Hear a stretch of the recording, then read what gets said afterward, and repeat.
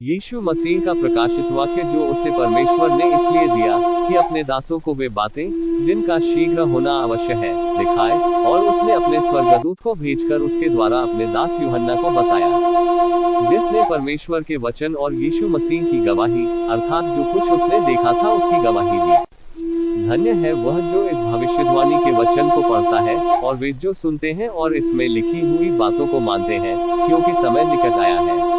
यूहन्ना की ओर से आसिया की 7 कलीसियाओं के नाम, उसकी ओर से जो है और जो था और जो आने वाला है, और उन 7 आत्माओं की ओर से जो उसके सिंहासन के सामने है,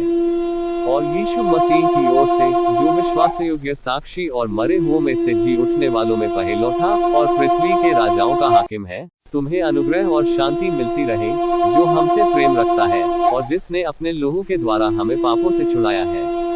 और हमें एक राज्य और अपने पिता परमेश्वर के लिए याजक भी बना दिया। उसी की महिमा और पराक्रम युगानुयुग रहे।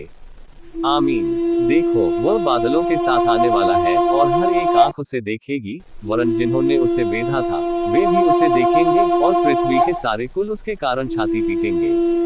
हाँ, आमीन। प्रभु परमेश्वर वह जो है और जो था और जो आने वाला है, जो सर्वशक्तिमान है, ये कहता है कि मैं ही अल्फा और ओमेगा हूँ। मैं यूहन्ना जो तुम्हारा भाई और यीशु के क्लेश और राज्य और धीरज में तुम्हारा सहभागी हूँ, परमेश्वर के वचन और यीशु की गवाही के कारण पतमुस नाम टापू में था, कि मैं प्रभु के दिन आत्मा में आ गया और अपने पीछे तुरही का सा बड़ा शब्द ये कहते सुना, कि जो कुछ तू देखता है उसे पुस्तक में लिखकर 7 कलीसियाओं के पास भेज दे, अर्थात इफिसुस और स्मुरना और पिरगमुन और थुआतीरा और सरदीस और फिलाडेल्फिया और लौदीकिया में। और मैंने उसे जो मुझसे बोल रहा था देखने के लिए अपना मुंह फेरा, और पीछे घूमकर मैंने सोने की 7 दीवटें देखी, और उन दीवटों के बीच में मनुष्य के पुत्र सरीखा एक पुरुष को देखा, जो पांवों तक का वस्त्र पहने और छाती पर सुनहला पटुका बांधे हुए था। उसके सिर और बाल श्वेत ऊन वरन पालेके से उज्ज्वल थे, और उसकी आंखें आग की ज्वाला की नाई थी, और उसके पांव उत्तम पीतल के समान थे जो मानो भट्टी में तपाए गए हों, और उसका शब्द बहुत जल के शब्द की नाई था।